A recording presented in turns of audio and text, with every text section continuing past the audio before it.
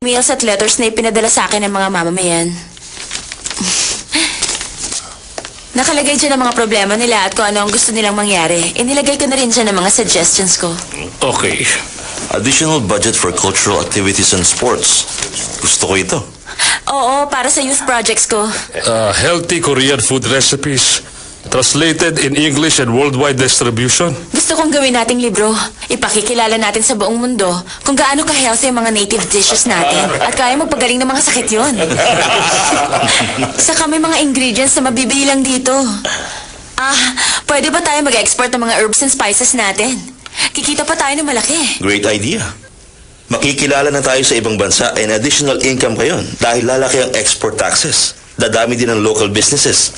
Now we have something to be proud of. Pag-aaralan ko itong mabuti. Sige, maraming salamat. Tulungan niyo po ako. Ayoko rin magkamali.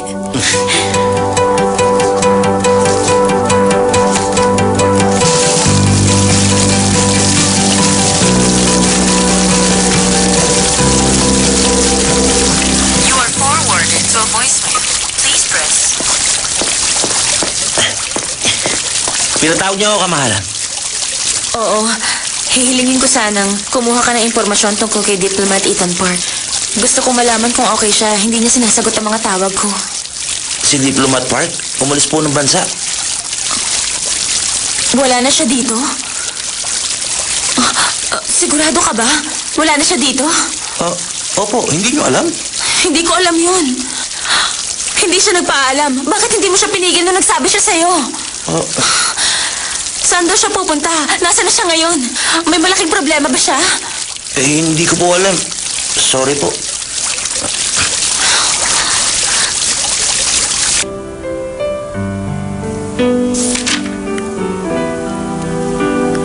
Nasaan ka ba? Bakit ba napakarami mo yatang inaayos? Siguro, humingi ka na ng tawad sa lahat ng mga babaeng nasaktan mo, no? Bakit? Gaano ba sila kadami? Ang sabi mo sa akin noon, hindi ka playboy. Sinungaling ka talaga. Hina-hina lang sa pagtatrabaho, ha? Isa lang sa umaga, isa sa tanghali, at isa sa hapon. Nakalimutan mo na bang sinabi mo na hintayin kita?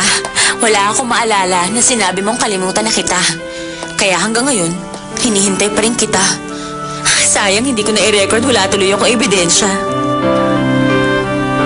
Nakasuot ako ng miniskirt ngayon. Kapag hindi ka pa bumalik, magsusuot ako ng backless. Naiinis na ako. Ewan ko sa'yo.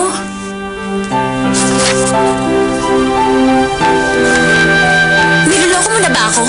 Siguro nakakita ko na ng ibang prinsesa na mas maganda sa akin, no? Pero sigurado ako na wala na mas babait pa sa akin. Isa lang ang sasabihin ko. Magsisisi ka kapag nawala ako sa'yo. Ay, miss na kita.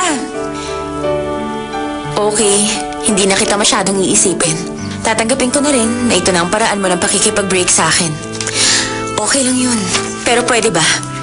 I-text mo naman ako kahit na isa lang, kahit na isang tuldok lang, na ibig sabihin ay buhay ka pa. Mahirap bang mag-text ng tuldok? Tuldok lang!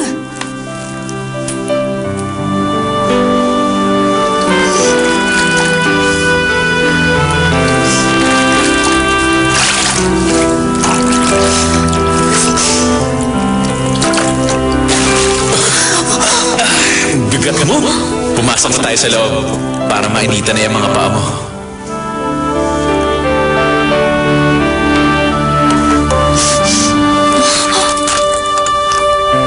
Gusto mo ba ng kausap? Nalulungkot ka ba sa gabi?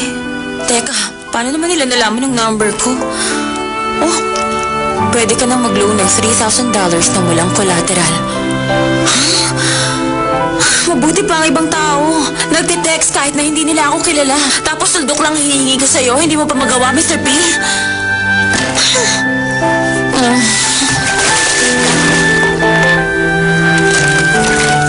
Nisibok Finance Company. Ano ba? Hindi ko kailangan mag-loan mo. Grabe, araw-araw mo akong tinitext. Memorize ko na nga eh. Pwede ka na mag-loan na walang collateral.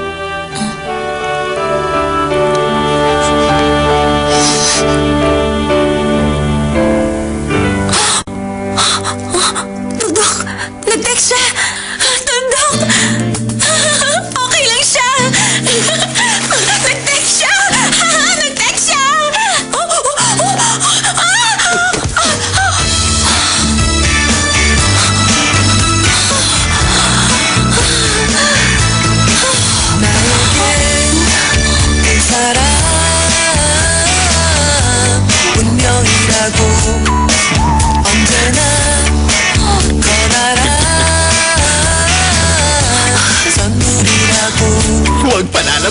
mga eksenang 100% sa kilig.